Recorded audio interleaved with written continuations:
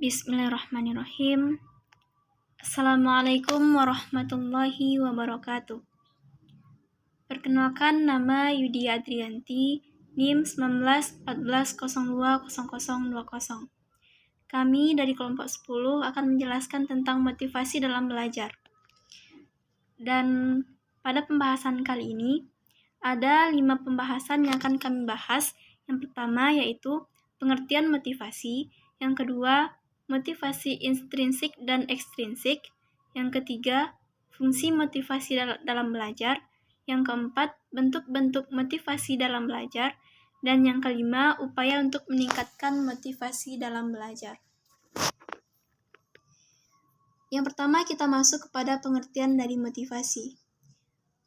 Motivasi adalah suatu usaha yang disadari untuk menggerakkan, mengarahkan, dan menjaga tingkah laku seseorang agar ia terdorong untuk bertindak, melakukan sesuatu sehingga mencapai hasil atau tujuan tertentu.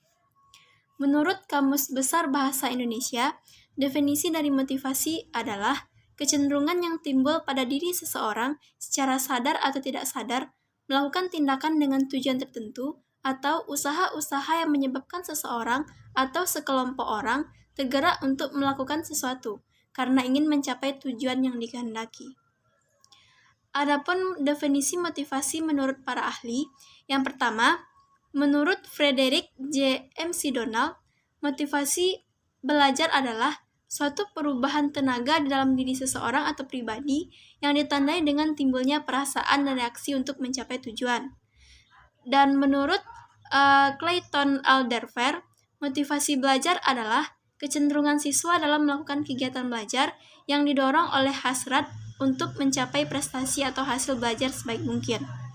Yang ketiga, menurut Abraham Maslow, motivasi menurutnya adalah kebutuhan untuk mengembangkan kemampuan diri secara optimum sehingga mampu berbuat yang lebih baik, berprestasi, dan kreatif.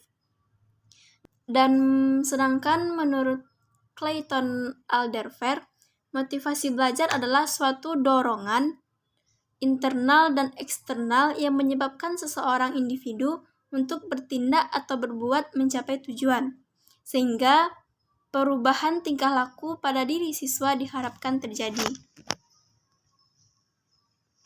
Jadi, dari pengertian-pengertian di atas dapat disimpulkan bahwa motivasi belajar adalah kondisi psikologis yang mendorong siswa untuk belajar dengan senang dan belajar secara sungguh-sungguh, yang pada gilirannya akan terbentuk cara belajar siswa yang sistematis, penuh konsentrasi, dan dapat menyeleksi kegiatan-kegiatannya. Dan motivasi merupakan kekuatan atau pendorong bagi seseorang untuk bekerja melakukan sesuatu dalam berbagai situasi.